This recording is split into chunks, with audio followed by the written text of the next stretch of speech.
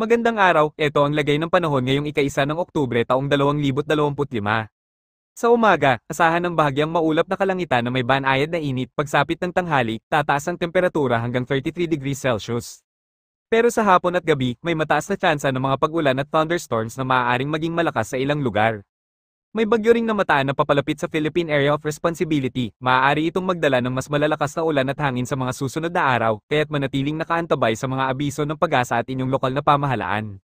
Sa karagatan, maging maingat dahil posibleng maging maalon lalo na sa silangang bahagi ng bansa. UV index naman ay mataas, kaya kung lalabas sa umaga, magdala ng proteksyon sa balat. Paalala, laging maghanda ng emergency kit at siguraduhin ang kaligtasan ng pamilya lalo na ngayong may paparating na bagyo. Ingat palagi at manatiling alerto. Pilipinas.